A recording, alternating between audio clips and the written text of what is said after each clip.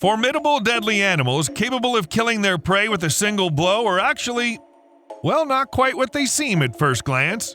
Today, you'll get to know the unexpected and a little silly side of the well-known predators. Bald eagles have good eyesight, so they can spot even a small crab among the waves. Well, there it is, right in front of it. Here's the problem, though. The crab's grip is super strong, and it caught the eagle off guard. It seems like the bird is freaking out because the crab latched onto its beak.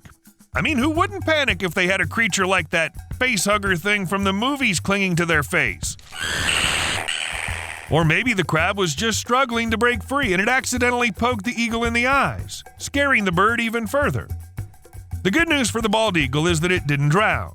Actually, these birds are not afraid to get wet because about 50% of their diet is fish, and of course bald eagles can swim, otherwise they wouldn't have survived.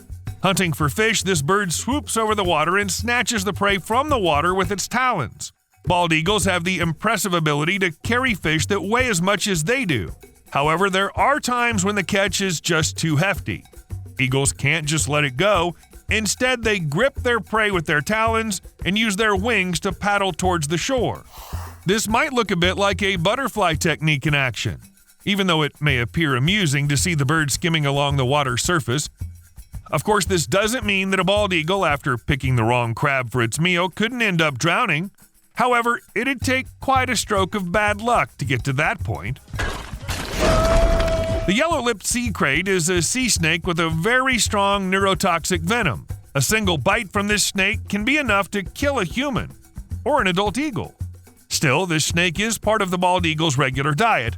Well, in this situation, the bird made a crucial mistake that might have put its life at risk. It held the snake by its body instead of its head, allowing the snake a chance to bite. Luckily for the bald eagle, the snake couldn't sink its teeth in to deliver venom. When you're flapping about in the breeze like freshly laundered clothes, it's quite tricky to aim accurately, but it all boils down to sheer luck. Could have easily resulted in a bite. I think this bald eagle could use a lesson or two from a real professional snake hunter. The brown snake eagle thrives in a totally different environment, favoring the dry regions of Africa. Its primary prey consists of venomous snakes such as the black mamba. The eagle employs a straightforward hunting technique. It spots a delicious-looking snake, swoops down, snatches it with its talons, and often takes off into the sky. The snake naturally resists and attempts to bite, so the brown snake eagle swiftly neutralizes the danger by either crushing or ripping off the snake's head. Afterward, it feasts on the snake either midair or while perched on a branch. The key is to act swiftly. Even if you're not hunting venomous snakes and opt for something less risky, there's always a chance of things going south. Take pelicans, for example. These birds are known for their habit of gulping down almost anything that moves. But when it comes to turtles and their strong jaws, they're definitely not on the pelican's menu. This pelican had to learn this lesson the hard way as the turtle ripped through the bird's pouch, sealing its fate. With such an injury, the pelican won't be able to find food, and that means it's on a fast track to starving to death. The pelican simply doesn't know that some turtles can stay underwater for hours. Given that the pelican was bound to die anyway, it was certainly unfortunate that it crossed paths with the turtle. However, its wound could have been even worse if the pelican had attempted to snack on the alligator snapping turtle.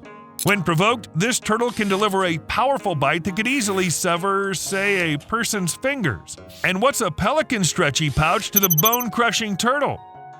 But here's the kicker. If you think pelicans will stay away from something like an alligator snapping turtle, you're wrong.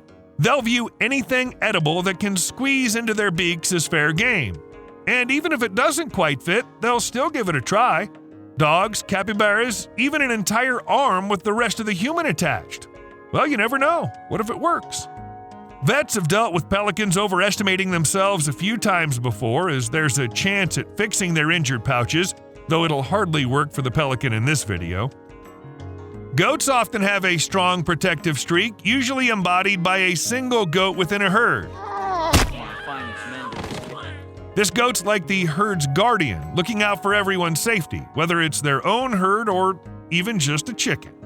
For instance, once a hawk tried to snatch a chicken, but a rooster rushed to the rescue, and within moments, a goat joined in too. I was surprised to find out that goats actually have their own hierarchy. We've talked about this sort of thing in animals like hyenas and primates, but it turns out dominant goats behave similarly.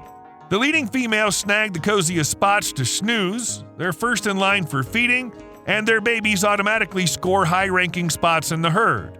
As for the regular females who've recently given birth, they wrestle with other herd members to secure the best status for their offspring. Good thing these animals haven't started drafting wills or discussing inheritance of any kind.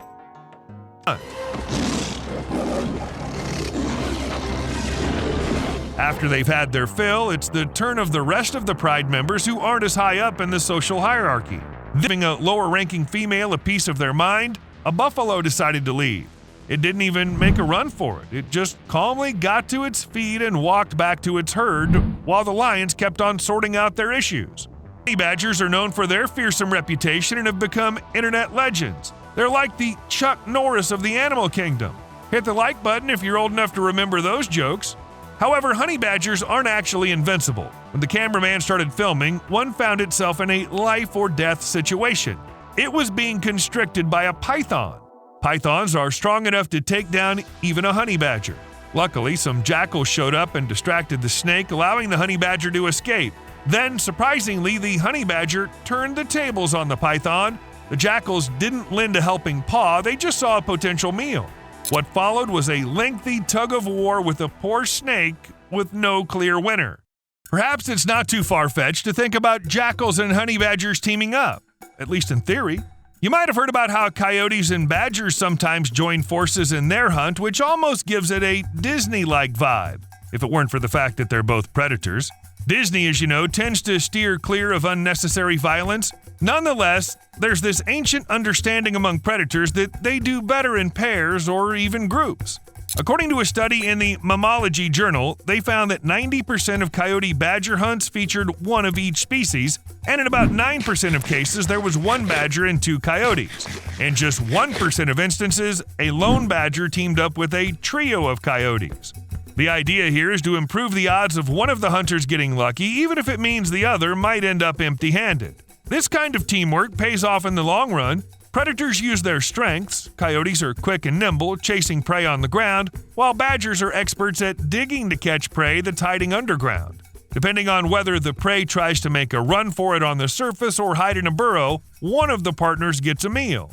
Next time, it could be the other one's turn to strike it lucky. Ultimately, this hunting strategy proves to be much more effective than going solo. It's a bit tricky to identify the eagle in the video, but it seems like a golden eagle. These birds typically cruise at around 31 miles per hour on average and can hit top speeds of up to 118 miles per hour when they're on the hunt. Speed is definitely their strong suit. Golden eagles are pretty skilled hunters, but they don't have the best track record when it comes to landing on branches. Maybe it's their eyesight, maybe it's too good? Imagine being an eagle. You could spot a rabbit dashing around from roughly 3 miles away, and if you could see like an eagle in the ultraviolet range, you could follow a tiny vole on the ground by tracking the UV light reflecting off its pee. Eagles can see as clearly from a distance of 20 feet as we can from just 5 feet away. However, it seems that they might struggle with close-up vision, leading to instances of them accidentally crashing into cars, wires, fences, or branches. Also, eagles can get pretty sluggish after a big meal, just like the rest of us. Maybe that eagle struggled to perch on the branch because it had a hefty lunch. Eagles are actually truly impressive birds. They can even manage to eat tortoises, which is quite a challenge. Tortoises are covered all over with a tough shell, and the only vulnerable spots are their head and the parts that stick out, which the eagle needs to bite. In this particular case, the snake tried to do the smart thing by going for the head and even tried to get inside the shell, but something didn't go as planned. It's possible the snake got stuck, or maybe the tortoise bit back and wouldn't let the snake in. Either way, it was a stressful situation, and the snake gave up and slithered away as quickly as it could.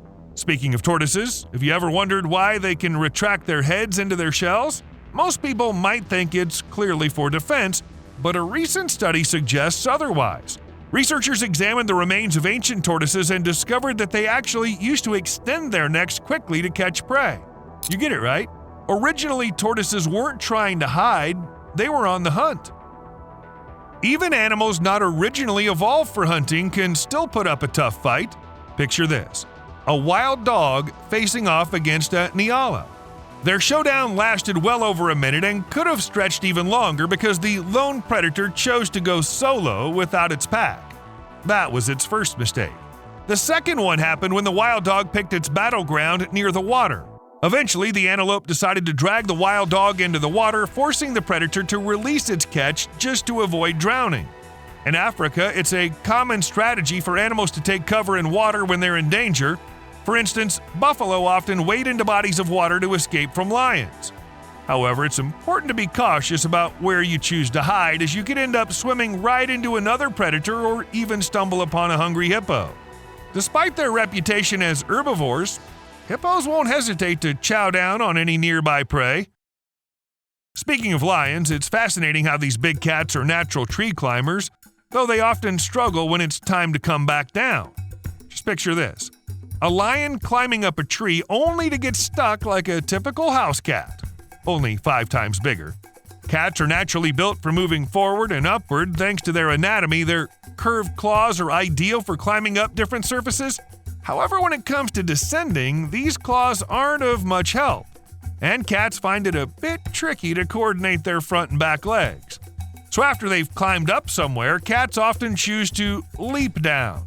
When the drop's too high for a leap, it can be quite scary, and cats might find themselves stuck in trees waiting for someone to rescue them. Well, or until they muster up their courage. Foxes have a slightly different problem. This one clearly misjudged its size when attempting to squeeze between tree trunks and ended up stuck. It might look funny, but it's a serious situation. If its hind legs can't touch the ground, the fox can't push itself free, which could lead to dire consequences. Luckily, this one got rescued in time. Staying in that position for too long hampers blood flow and can be fatal. Imagine if its head got stuck. Sometimes this happens during hunting when foxes climb trees to chase after squirrels. Foxes are built for tree climbing, much like their canine cousins, but they haven't quite mastered the art of avoiding getting stuck. The danger of overeating. Everyone knows that overeating is bad for you, right? It's also a very bad idea to bite off more than you can chew or swallow. This eel, not long ago found near the Cook Islands, was clearly unaware of these rules. How else do you explain its attempts to swallow the pufferfish? The pufferfish naturally swelled up in the predator's mouth because that's what these fish do. The eel's gills are located in the throat, so both died as a result. But the interesting thing is that eels can eat very large prey, larger than the diameter of their body, and pufferfish is on the menu. Except in this case, the eel clearly overestimated itself. Sad but delicious. Baboons will eat anything to survive, even honey. What's the big deal about honey? Lots of animals enjoy it, but not all of them have to deal with Africanized bees, wild and aggressive. These bees are a far cry from the ones we're familiar with, and getting stung by them can lead to quite a bit of discomfort, including pain, swelling, and even a rise in body temperature. Surprisingly, researchers have found that baboons don't let the danger or pain stop them from getting honey. They simply munch away while enduring the stings. This must feel terrible, especially considering that baboons don't have fur covering their faces and paws, leaving them vulnerable to those stings. Lions versus giraffes. You've probably realized that calling lions the kings of the beasts might not be entirely fair. While they are skilled predators, here's an interesting fact: even a giraffe can pose a threat to a lion. Surprisingly, when lions hunt giraffes, they need to be extremely cautious. Despite not being as robust as a buffalo, these towering creatures weigh over a ton, making a well-placed kick potentially lethal for even the mightiest of big cats. Moreover, lions primarily bite their prey's neck from behind and then reach for the throat. Can you imagine the challenge when the prey happens to be a giraffe? Not to mention they have to gain momentum first, considering the throat might be around 16 feet high. Despite the added risk, hunting giraffes can be quite rewarding. They're much heavier than an average zebra or gazelle. Sure, the pride will use up more energy, but the payoff is a substantial amount of meat. And I think the local scavengers will be all for it. See you later.